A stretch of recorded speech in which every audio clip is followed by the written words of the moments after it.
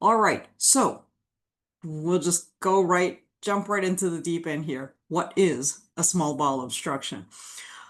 So what it is it's a blockage in the small intestine, right? So in the bowel, there's small bowel and large bowel. This is an anatomic diagram. In the middle, right, the sort of smaller caliber sausage-looking thing, that's your small intestine. And around it on the outside is the large intestine, also known as a colon. You will know, right, that the small intestine in all of us is like a long tube. So if there's a blockage in it, just like if you had a garden hose that got blocked, things will back up. And in this case, the right direction is going from the mouth downwards. And if there's a blockage, things actually back up toward the mouth. When there's a blockage, this disrupts all kinds of things, including normal absorption of nutrients, water, right? And we've all experienced at some point in our lives vomiting, and that's backing up of the food and drink and anything else that may have gone down into our small intestine. So, what are the things that can cause a small bowel obstruction? You're going to see some version of this slide over and over again in different contexts during this webinar. And the reason is because each of these is important. Each of these can be life-threatening, and each of these actually has a different solution to it, even though they may all manifest as a blockage. So first is adhesions, and adhesions are scar tissue from previous surgeries or previous inflammation or previous injury. And think of it as the abdomen's version of healing and growing a scar, right? So adhesions are essentially what you see in this picture, these bands of tissue that kind of stick different things together in the abdomen. So it can cause intestines, which is also called small bowel, right? It can make bowels, connect to bowel. It can connect bowel to the abdominal wall. It can connect it to other organs in the abdominal cavity, like the liver. It can connect it to the kidneys, to the bladder, all kinds of things that intestines should not be stuck to. So that's adhesions.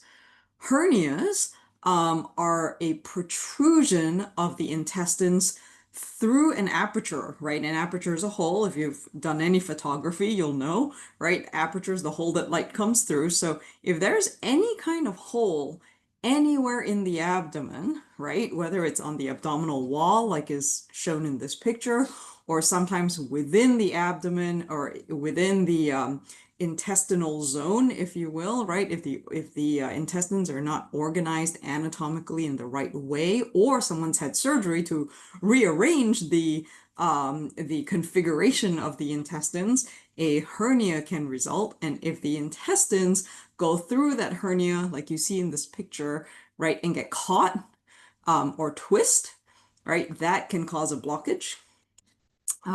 A tumor, this one's sort of a pretty obvious one, right? A tumor either inside the intestine or outside the intestine can cause a blockage. Outside the intestine, obviously, if it's pushing on the intestine, and it's got to be a large tumor, right? Because the intestines are mobile inside the abdomen, but a big tumor can absolutely cause intestinal blockage. And then lastly, is an intussusception. And intussusception is when one piece of the intestine telescopes into another. So imagine if you take your sleeve, if you have long sleeves on, and I'll show you in the picture here, if you essentially kind of telescope one piece of the intestine into the other, just like I'm doing in this picture, that is an intussusception. And if you can see that, right? That is an intussusception. If enough of it goes in there, it will cause a blockage. So these are some causes of small bowel obstruction. All of these need intervention to fix, except for maybe adhesions. And we'll get to treatment further in the talk. So what does small bowel obstruction feel like? I'll tell you, it's miserable. Imagine if, and I hope none of you on this call have ever experienced this, but imagine if anything you ate or drank could not go through and started backing up. First of all, it's going in and it's distending, right? The intestines. Intestines don't feel pain just like your skin would feel pain when it is cut.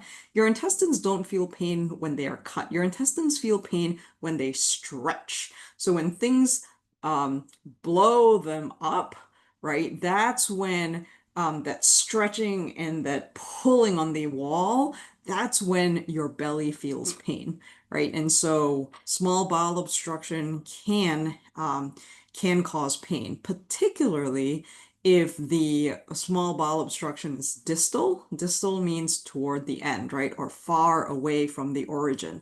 And so if the blockage is further down your intestinal tract, then there's lots of intestine ahead of it that can distend and blow up, not as an explode, but blow up as in distend, right? If the obstruction is more proximal, then there's less opportunity for intestine to distend because most of the intestine would be after the blockage. And so it's probably collapsed because nothing's getting to it, and that actually does not cause pain. Now, again, your stomach distending is what causes nausea and vomiting that comes along with that. So it's that distension that will cause pain, nausea, and vomiting. Now, obviously, patients with this are also constipated because nothing's going through, right? And so there's no poop. Now there may be a bowel movement that's passed once or twice, but then after a while, no more is coming through. So then the patient does become constipated. And then lastly, we've talked about distension already. That's things just getting backed up and distending all the luminal intestines in your GI tract. So let's move into a case, right? Let's bring this to life for you.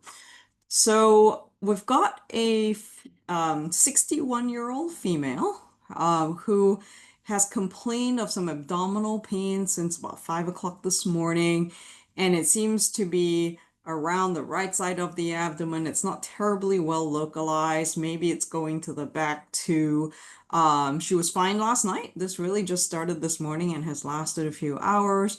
No diarrhea, no sharp pain, right? Just this kind of overall, I'm very blown up. My stomach's very bloated type of discomfort, but no sharp pain, no fevers or chills.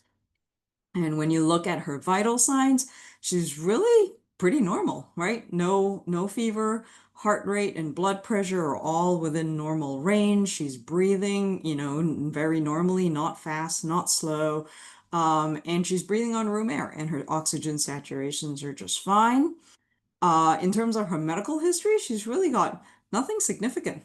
She's never had any surgery, and she has some occasional joint pain. She takes some Tylenol occasionally for that, and she doesn't smoke and she doesn't drink. Right, so kind of a pretty otherwise healthy patient.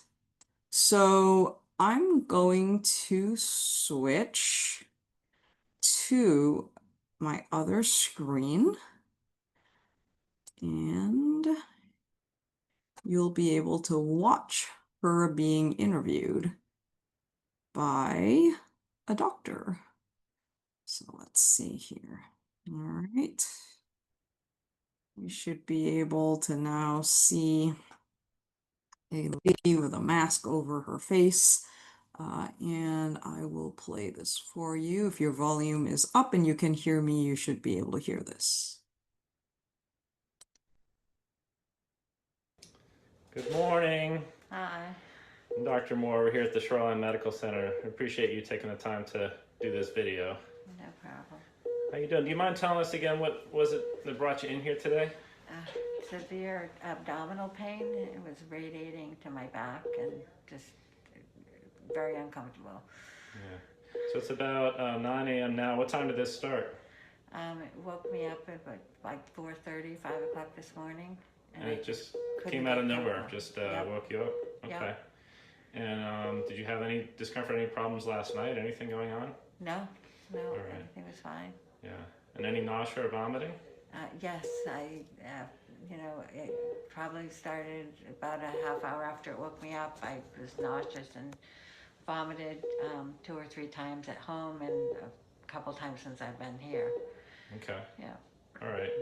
And any diarrhea? No, Okay. Any fever, chills? no. And is the pain, is it upper or lower? Let's just take a quick look at your abdomen if that's okay. Where was the pain? Right here, right here. Just kind of Yep. all around? Yep. Was yeah. it upper or lower? It was like right in the middle here and all the way around, radiating to my back. To your back. So it wasn't really one side more than the other. Nope. I'm just going to press a little bit. Yeah. Okay. So we'll start up here. Did that hurt? A little bit, yeah. A little bit? Yeah. How about in the center? Yes. Yeah. A lot there. Yeah. Here? Not so much. No. Down low? Not really. Not so much? No. A little bit. No. A little bit? Yeah. So, and then right in the Mostly center? right in the middle, yeah. Okay. And do you have any other medical problems? No. You ever had any surgeries? No, not other than wisdom teeth extractions, but Okay. Do you smoke cigarettes? I do not. Drink any alcohol? Very rarely. Very rarely. Okay. Do you take any medications at all? Just for high blood pressure, and That's I all. take vitamin D and an occasional Tylenol for joint pain. Okay. Well, thank you for taking the time to talk with us. I hope things go well for you, okay? Thank you. Okay. And that is this patient's presentation. So now we are going to go back to my PowerPoint. And let's see here. Okay, so we just saw our patient. And the doctor sent some labs off on her, right? Very typical labs. A CBC, which is complete blood count, and a BMP, which is a basic metabolic panel. And actually, her CBC came back a stone cold normal. In the middle, you see what the result was, and on the right side is the normal reference range. So this is somewhat reassuring, right? This tells you that she's not bleeding, she doesn't have an infection, and that her blood levels are all in the normal range. On her BMP, however, you see that her carbon dioxide's a little high, her glucose maybe is a little high as well, and her BUN's a little high, which maybe might look like she's a little dry. That's maybe the most important one of what we're seeing here. She doesn't have a lot of electrolyte, if you will, right? The arrangements. The BUN being a little high tells you that she's a little dehydrated, which would go right along with a bowel obstruction. If you're not absorbing water, you're dehydrated. Carbon dioxide may be a little high. She may not be breathing very deeply because it hurts to breathe very deeply. And if she's not breathing in and out as deeply as normal, she may be retaining carbon dioxide, and that level may be a little bit high. So the good news is none of this looks terrible, which is good, right? She doesn't look great, but she's not super sick either. What else can we do, right, other than labs? Because at this point, we really want to think about, okay, we got labs, we know she's not super sick, we don't have to rush her to the operating room or to an ICU. We've got some time to make sure we get the right diagnosis and then the right treatment. So very typically with patients who present like this one, we get some imaging to give us a clue, right, what's going on. And in this case, typically you will get either an abdominal X-ray series or a KUB or a CT scan. And on the next few slides, we've got some images of those so you can see what those would look like. So an abdominal X-ray, I think my guess is everyone on this call has at some point either gotten an X-ray or seen somebody get an X-ray, right? It's just a straight view through a person. An abdominal X-ray series actually has 3 views, right? So the first view is called an AP, which means the X-rays are shot through the front toward the back. There's a lateral view, which means the X-rays are shot from one side through the other, so right side to left or left side to right. Um, and then lastly, there is a decubitus X-ray, which means lying down on one side, like on the left side or on the right side. And as you can imagine, in any of these different positions, right, your intestines are moving around. And if you have an obstruction, right, and the obstruction has air in those intestines, the parts with air will float to the top, whether you are lying on your side or standing upright. So you'll see on the next slide why that's important.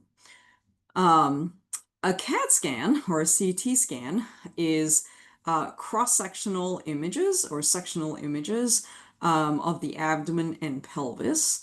And this basically, the range of this starts at the top of the diaphragms and goes all the way down to the pelvis. And one can get oral contrast, which is drunk and allowed to go as far as it will go before the scan so that the intestines light up on the scan. And IV contrast, which is given through an IV in the vein and courses through the body and will light up different vascular structures during the CAT scan as well. Let me just back up. I neglected to mention abdominal X-ray or KUB.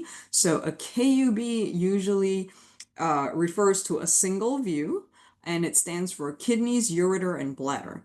And it is still obviously an X-ray of the abdomen, but it's called a KUB because the instruction, if you will, to the radiology tech is to capture the kidneys, ureters, and bladders in the entire X-ray, which essentially means you're capturing, from the diaphragms right down to the pelvis. So it's the same zone, right, of the torso that you are capturing.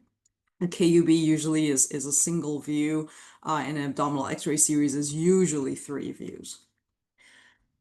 So on to looking at what these actually look like. So on the left of your screen is what we call an upright KUB showing air fluid level. So each of these dark gray loops, right, is a loop of intestine. And you can see these horizontal levels, right? So the top that's black is air, and then the white line and below it is fluid. And these air fluid levels are pathognomonic, meaning they are indicative, right, of a small bowel obstruction.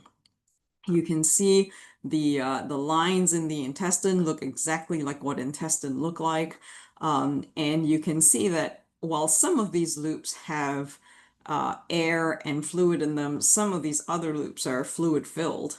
And so one knows that the ones with air and fluid in them are proximal, right, or upstream from the obstruction. And what's below the obstruction, distal to the obstruction, is filled with fluid or filled with nothing at all, and that's not showing up. On the right side of the abdomen, you see some sort of spotty, lighter and darker gray areas right here. That might be bits of air. It probably more likely is stool that's sitting in the right colon. So that's very much an X-ray that one would see with a bowel obstruction. You see on the right top right image of the image here, L stands for the left side, so that is the patient's left side that this L is indicating, and erect means the patient is sitting upright during this, or standing upright during this X-ray. On the right side, this is a CT scan, and this middle picture, middle of the screen, is what the arrows are pointing to is called a transition point. So that is actually the location of the obstruction, where before that point, you see this loop of bowel smack in the middle of the screen. That's all distended, it's filled with fluid, and then it goes down all the way to nothing, right? So that's the transition point. And on the far right, this is the same patient in a different view. This view on the right side is called a coronal section. The middle is called axial. The right is called coronal. Coronal is like if you're slicing someone down straight down the middle, facing you, right? This is what it would look like. And there's that exact same transition point right over in this image right here. And you can see again, all this fluid-filled intestine, and then boop, it kind of goes right down. There's a little bird's beak right here, and it turns into nothing. So in this instance, you could very confidently say this patient has a bowel obstruction. What is exactly causing it? You may have to discern from the history, but the CAT scan and the x-rays don't usually tell you what's causing it. So here's the CT report, and I'll read this to you and explain it as we go. So there are loops of equalized small bowel that are borderline dilated in the left abdomen with multiple transition points centered around a focal point mid-abdomen. Small bowel mesentery is congested. Small bowel mesentery is the part of the intestine that brings blood from the superior mesenteric artery, which comes off the aorta, to the intestine. And in this case, it's talking about the whole mesentery being congested, and a tributary of the superior mesenteric vein, which is the vein that brings blood back to the vena cava, is severely attenuated, if not completely occluded, adjacent to this transition point. Now, this would all make sense because if your vein is diminished in size and being compressed, then blood can't get back into the vena cava easily. So that's backing up, right? And is causing this mesenteric congestion. It says the large bowel, which is the colon, is unremarkable. The appendix, they saw it. It's not remarkable. There's nothing going on there. In other words, this is not being caused by appendicitis. Within the peritoneum, there's no free air. That means there is no perforation, which is great. And there's mesenteric and dependent free fluid. So there's fluid around in the abdomen, probably more than normal. Everyone's got a little bit of fluid in their abdomen, but in this case, because of what's going on, probably more than normal. And dependent means it is lying right on the back, the patient's back, because the patient is flat for the CT scan. Lymph nodes, they look big, right? They're prominent in the mesentery and presumably reactive. So as we all know, when we get sick, right, the lymph nodes in the area we're sick get big. And so for a patient with a bowel obstruction, right, the lymph nodes in the mesentery, which are the ones associated with the intestine, those are big. The bladder is fine. The pelvis is also fine. And bones and soft tissue, there's nothing wrong with the bones and soft tissue. There's a small anterolisthesis of L4 and L5. This is a completely incidental finding where the vertebrae aren't perfectly lined up, but you know what? That's not her problem today, so we are not going to deal with that. And then what their impression is that these findings are consistent with an internal hernia versus a closed loop bowel obstruction. And that's basically saying she's got an obstruction. We don't know why. It could be an internal hernia. It could be something else, but she's got a bowel obstruction. So that's what the radiologists, who usually never see the patient, that's what they are hanging their hat on as what they've seen. So moving on then to what do we do now that we have a patient who is doing clinically okay. She's miserable, right? But she's not in cardiovascular collapse. And she's got a bowel obstruction. What's the first thing that we do? Well, the first thing that we do is we know she's dehydrated and we want to make sure that we rehydrate her, right? And in medical terminology, we say we want to fluid resuscitate her. So we put 1 or 2 IVs in, we get some extra water in her, or no, extra IV fluid in her so that she can catch up from her dehydration. We also want to make her more comfortable. Now remember, all her discomfort is from having fluid and air, right, gas and liquid in her intestines, kind of distending everything up. So let's decompress that. Let's get that out of her, and that will help her feel better. And so what we do is we place what's called a nasogastric tube for nasogastric decompression. So this is important to note. There are many different types of tubes that can go through the nose and into the stomach, right? You want to make sure you pick one that stuff's actually going to come out. Because feeding tubes are meant for liquid tube feeds to go in, and those are terrible at extracting any air or liquid. So in this case, you want, a reasonably good size, good caliber tube that is made for decompression, meaning it has a sump built in with it. And so what we do is we, put these in through the nose. You numb up the nose with some lidocaine jelly, and you get the tube down while the patient's actually also swallowing water, which is a bit counterintuitive because they've got an obstruction. But if the tube goes into the right place, the water will come right out the tube. So it's not actually going into the intestines.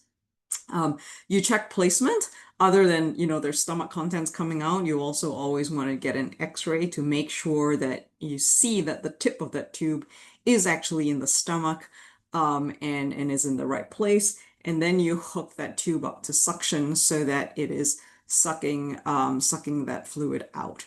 Oftentimes in a patient with an obstruction, when that tube goes in, immediately stuff comes pouring out, and you just let it drain into a bucket. And once it's done sort of completely dumping out, if you will, you then hook it up to what we call low intermittent suction, which means it will suck and stop and suck and stop, and whatever's pooling wherever the tip is will get sucked out. So that's continuous. So that's what you do for every patient with a bowel obstruction, right? Now, interestingly, many patients who have a bowel obstruction from adhesions, right? And remember, adhesions form from most commonly from prior surgery. So anyone with a scar on their belly, or anyone who said, "Hey, I've had surgery before," your most common type of bowel obstruction is called an adhesive bowel obstruction, or bowel obstruction that's resulting from adhesions. Oftentimes, this NG tube and decompression of the intestines is adequate for that obstruction to relieve itself, and things start passing through again, and the patient escapes surgery altogether. Now, if things don't resolve themselves, then you definitely need to get surgery. But oftentimes it's worth giving the patient, 24, 48, even 72 hours to see if they will resolve the obstruction on their own, because then they get to avoid surgery, and, nobody likes getting surgery. But if you do have to get surgery, right, then there are a couple different approaches. One can get laparoscopic surgery or robotic surgery. Those both are categorized as minimally invasive surgery. Or they may need to have open surgery, which means a big incision on the belly. Now, particularly if the obstruction is very distal and the intestines are very bloated, and very distended, it may not be possible to do things in a minimally invasive way. And the reason for that is, if you look at this picture on the right, this is two laparoscopic instruments coming into the abdomen, and in this case, this drawing has a loop of small intestine with adhesions up to the abdominal wall. And the goal here would be to cut those adhesions, or lyse those adhesions, and free the piece of intestine so it can fall back down in the belly and function like normal and not be blocked anymore. That's all well and good if you've got all this working room and the intestines are down against the patient's back. If this is a very distal obstruction, and if the intestines are all fluid filled or fluid and gas filled, it may not be possible to get this view because the intestines are filling up this entire cavity. And if you can't see because there's intestines constantly in front of your camera, then you have to go to an open surgery. So that's regardless of whether it's adhesions or something else, a hernia that's causing the bowel obstruction. So this is one picture, right? Again, it's just a diagram of a minimally invasive surgery to lyse some adhesions that are causing a small bowel obstruction. So let's read this patient's surgical report. And I'll explain this as we go because there's a lot of technical terminology here. So there was an obvious hyperemic purple appearing loop of bowel in the mid-abdomen, okay?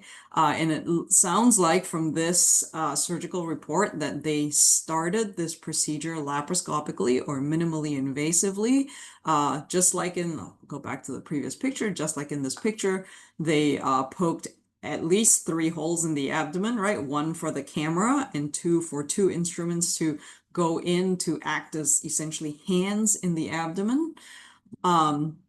And they saw a sort of purple looking loop of bowel, and typically bowel is more pink than purple. So that purple loop was clearly sick, okay?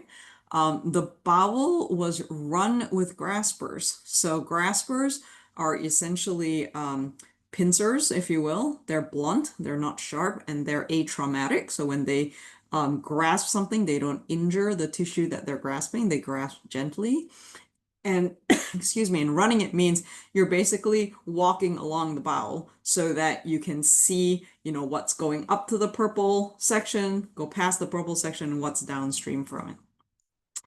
And what it says here is there appeared to be a twisting of the bowel around this edematous purple loop due to some adhesions in the right lower quadrant. So this patient, for some reason, had adhesions in her right lower quadrant that had, that some intestine had stuck to those adhesions. And at some point, some other intestine had gone around it, and all the sort of intestines going around each other caused a blockage. Now, she's never had surgery before. So what might cause adhesions in the right lower quadrant, you may ask, right? So she may have had some mild appendicitis in the past or had appendicitis that was not treated surgically. That's in the right lower quadrant, and that inflammation could cause adhesions. Other things that live in the right lower quadrant are the ovary in women, and a ruptured ovarian cyst can certainly, cause enough inflammation to have adhesions form. Endometriosis can also cause adhesions. So there are multiple things that can cause this, right? Even if this patient did not have surgery previously. So then the surgeon says the adhesions in the right lower quadrant were then lysed with a ligature. A ligature is a device that essentially cuts, burns and cuts through tissue. And as it does that, it prevents the tissue from bleeding. Sometimes these adhesions can be quite vascular and can bleed a lot. So you don't want to just cut through them, right? You want to use something like a ligature to cut them down and not bleed. And then after they lysed the adhesions, he says the entire bowel was run from the terminal ileum to the ligament of Treitz. So the terminal ileum is the section of the small intestine, the last section of the small intestine, the part where it goes into the colon, right? And that's where they were operating, in the right lower quadrant, and that's where the terminal ileum lives. So they probably saw that first, and they're like, okay, well, here's one end of it. Now let's walk the entire bowel all the way back up to the ligament of Treitz, which is the beginning of the small intestine, all the way up in the left upper quadrant of the abdomen. And he said, well, all the bowel was viable appearing, so no sections were necrosed or dead or perforated, right? And then he says there was about 25 centimeters, so almost a foot long, of this dilated bowel, which over time appeared hyperemic, but was peristalsing well. So hyperemic means it was probably a little congested for the time she was having the obstruction, but it was peristalsing well, so meaning it was moving, right? So bowel that's moving and peristalsing is alive. If it's not moving at all, then you do actually really worry that it's dead. However, since it was hyperemic and it wasn't like pinking up back to normal, he says a decision was made to convert to exploratory laparotomy to ensure that we did not miss any causes of obstruction. And so converted to laparotomy means that they took out the instruments and the camera that they had put in through small holes in the abdomen, and they made a vertical midline incision, extended it about 2 inches, so not much, right? And what they did was they eviscerated, so they took all the small bowel out of the abdomen and ran it again from the ligament of Treitz, so from the proximal end all the way down to the terminal ileum. He says they just want to make sure they didn't miss any cause of obstruction.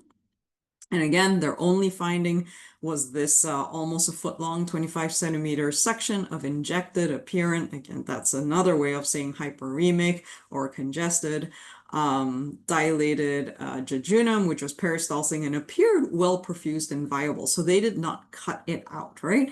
So all they did was they lysed the adhesions, they took down the adhesions, cut the adhesions around the obstructed area. They made sure everything was not obstructed anymore, and they put everything back in. And that was this particular patient's surgery. Now this patient, right, had adhesive bowel obstruction, which is very, very common.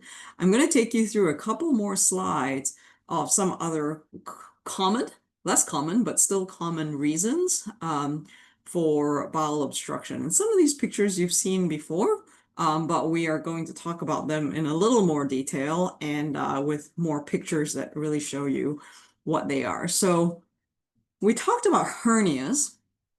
And again, a hernia, this top right diagram shows really well. A hernia is an abnormal opening, right, through which the intestines come through. And now, if the opening is very large, that's actually a good thing, right? Because the intestines can go out and they can go back in very freely. It's when the opening is small, that's when things actually get dangerous. Because small hernias, if an intestinal loop goes in, and for whatever reason, it gets, a little bit bloated, it gets twisted, it's not going back into the abdomen, right? And that's when things can get strangulated. That's when things get perforate. That can make patients really, really sick. So actually a large hernia, right, meaning the hole, if the hole is big, that's actually much safer for the patient than a small hole. And on this left side are different anatomic locations and names for different hernias. So at the belly button, that's called an umbilical hernia. That's always a point of reference. Virtually all babies have an umbilical hernia because that's simply where the umbilical cord is. Over time, that hole closes up. We usually tell parents that if that hole is not closed by around age 2, that's when a child might need surgery. But every baby has an umbilical hernia, so it's not abnormal for a baby to have an umbilical hernia. And again, those close over time.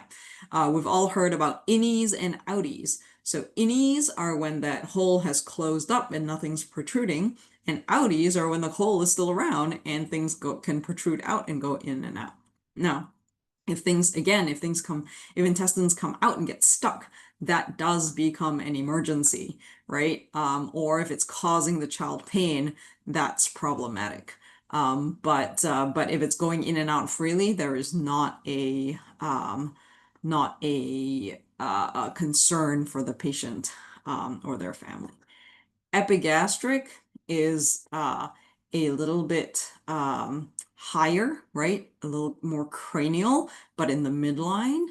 And then on the patients right here, you'll see incisional. So this patient may have had a surgery in the past, and that incision may have popped open, right? And so the incision could have an incisional hernia. So if you see something that's not anatomic and a bulge under an incision, that's likely an incisional hernia. A Spigelian hernia is a hernia that occurs at the junction of the abdominal muscles. And then inguinal hernia is a hernia down the inguinal canal, and a femoral hernia is a hernia down the femoral canal. Turns out inguinal hernias are much more common in boys and men, and femoral hernias are much more common in girls and women. Uh, this picture on the bottom right shows a surgeon. Looks like they're cutting some mesh to put into a patient. Not exactly sure which part of the patient they're operating on here, but I wanted to show you the mesh.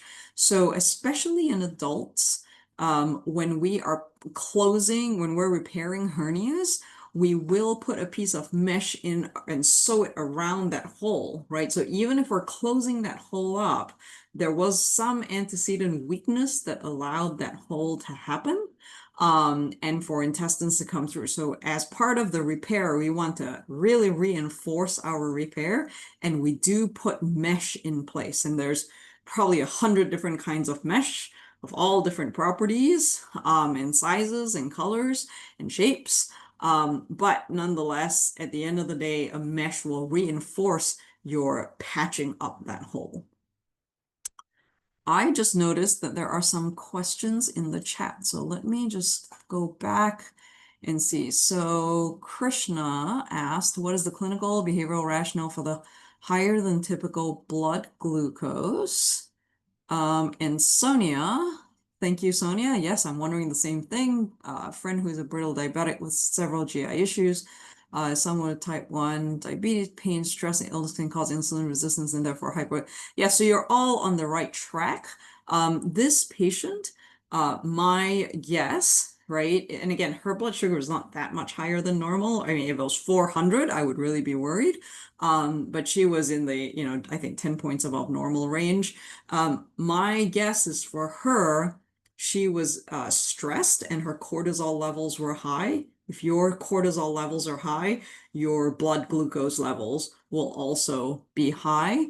There's a level of insulin resistance, as Jace mentioned, that goes along with high cortisol levels, which is a stress response. It's a very normal stress response for people. So thank you all for your comments on that, and really for answering each other's questions. Kudos to you. Keep the questions coming. I'm going to move on to some pediatric surgical emergencies. So here are two. These are emergencies, right? That when children have these, something needs to be done immediately. So on the left side, this is called malrotation. It is a congenital abnormality, anatomic abnormality that babies are born with, right? So this is not something that's acquired. This is something that occurs because of the failure of proper rotation in the fetus. And so on the left side, you see a normal GI tract with the beginning of the intestine. You don't really see it, but it's up here, kind of at the end of that line where it says large intestine. Right here behind that piece of colon is where the intestine starts. And then here's a whole bunch of small intestine ending here in the ligament of, I'm sorry, in the terminal ileum, which then goes into the colon, right? And the really important thing to note here is that all of this small intestine is hanging off a very wide base of mesentery, right? Think of it like a fan, right? You've got one end of the fan up here behind the stomach where the intestine starts, and the other end of the fan down here with where it's about to go into the cecum. And that's normal, right? On the right side is what's called malrotation. And in this case, you can see that the colon, the cecum, never made it down to the right lower quadrant. It's kind of stuck in the right upper quadrant. And the ligament of Treitz never made it across to the left upper quadrant. It is also in the right upper quadrant. And so in this case, you've got the cecum and the small intestine really close to each other, and you've got all this small intestine hanging off a very narrow pedicle. And you can imagine that that entire pedicle of small intestine can twist on itself. And as you can see in the picture, as it twists on itself, right? And it is righty-tighty, lefty-loosey, interestingly enough. When it twists on itself, it will cut off its own blood supply. This is a massive, massive, massive surgical emergency. If you guys ever see a baby or a small child, but especially a baby, because this happens a lot in babies. If a baby comes to your clinic or your emergency room or urgent care, and the parent says, my baby's vomiting bile, this needs to be checked out. That's the number one thing that needs to be checked out, because if you don't act fast enough, their entire intestine can die. So I can't stress that enough. As a pediatric surgeon, this is the number one thing that we have to be on the lookout for. So that can cause an obstruction in a very bad way. On the right side is intussusception, also bad, but not as emergent. And actually, this has an interesting solution to it. So I did my demo with my sleeve earlier. If you put on long sleeves, I know it's hot right now, but if you put on long sleeves, you too can make your sleeve intussuscept. And one end telescopes into the other end. This probably happens often when we take pants off, right? Now, what is interesting in this case is two things. First of all, if this is noted to be happening, right, and you can diagnose this with ultrasound, and that's probably the easiest, fastest way to diagnose it if you have a good ultrasonographer. Once you make a diagnosis, the best way to resolve this without surgery is for a qualified pediatric radiologist to do what's called an air enema. So they would basically put a tube up the infant's bottom, which is on the left side of the screen here, right? And they would blow air through the colon and pop this small intestine that's gone into the colon. They would essentially blow that back out. And you can watch the result on the x-ray as they're doing it. It's quite dramatic. The babies don't like this. The parents don't like this. But it is a way to resolve this without having to do surgery. And it is, again, you need a very good radiologist to do this. You don't want any radiologist to do it. In fact, most radiologists who only do adults and read adult x-rays will not do this on a child. But in any children's hospital, a radiologist would know how to do this. And you can do it a few times, right, to see whether it will work. Again, the success rate is north of 80%. If it doesn't work, then the child does have to go to the operating room. Let's see, Sonia has a question. Can this come about at any age, or would it be at a very young or yes. So so mostly toddlers. 6 months to 2 years is sort of a high incidence time. Of course, you can see, a little bit before, a little bit after, but 6 months to 2 years is sort of the prime time for this happening. The reason that this often happens with the small intestine telescoping into the big intestine, right? Oftentimes the child may be a little bit sick. They may have some GI stuff going on. They may have a lymph node that's a little enlarged, and that lymph node can act as what we call a lead point and essentially lead the small intestine into the colon. So yes, so this is smaller children for sure. If this happens in an adult, you have to be worried about cancer because this is extraordinarily uncommon in an adult. So what are the complications of a small bowel obstruction? So strangulation, right? So if some bowel gets obstructed and it twists and the blood flow gets cut off, that's called strangulation. That can lead to the tissue dying, which we call necrosis. That if the tissue dies, then it can absolutely perforate as well. And perforating, letting intestinal contents out into the peritoneum can cause sepsis and potential organ failure. People can die from it, right? So it's not good. We talked about perforation and how, intestinal contents, which are not sterile, right, coming into the abdominal cavity can cause sepsis. Shock is a result of sepsis. So shock just means that your tissues are not being perfused well. That includes vital organs like your brain, your heart, your kidneys, and that can lead to complete circulatory collapse. It can lead to a multi-system organ failure.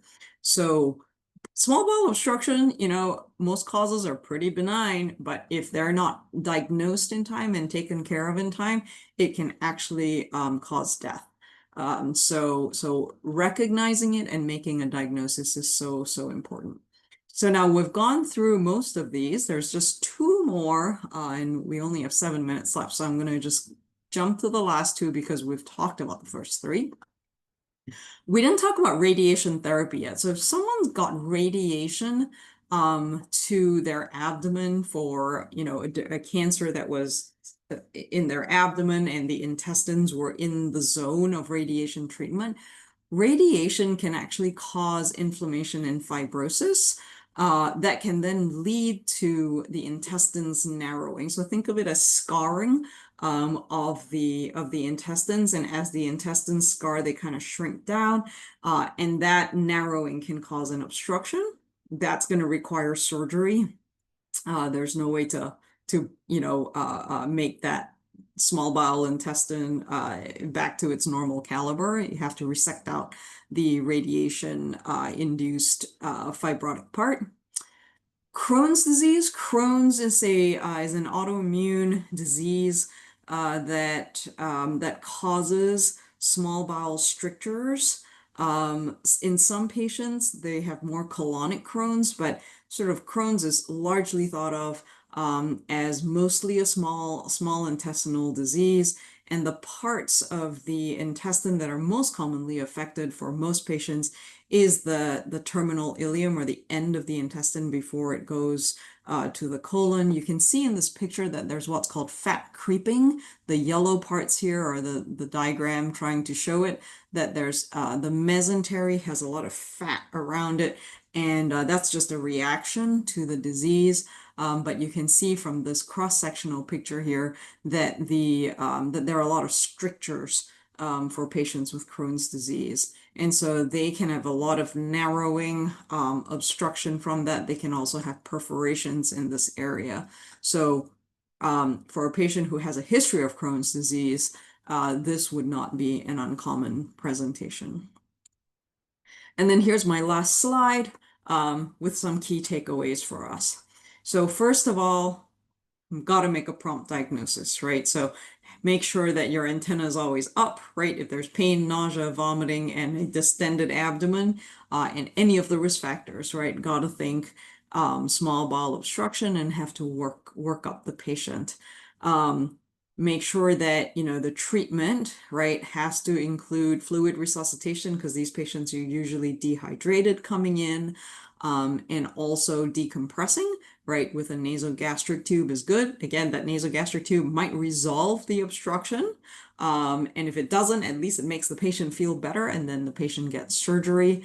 And doing the right surgery and actually resolving the obstruction and the cause of the obstruction is important, right? So if someone has an obstruction because of a hernia, right, getting the intestines out of the hernia is important, but fixing that hernia is even more important so this never happens again. So I think we might have just a few minutes for a few questions. I will have both the Q&A box open as well as the Q. Let's see, I can stop sharing. Does anyone have any other questions?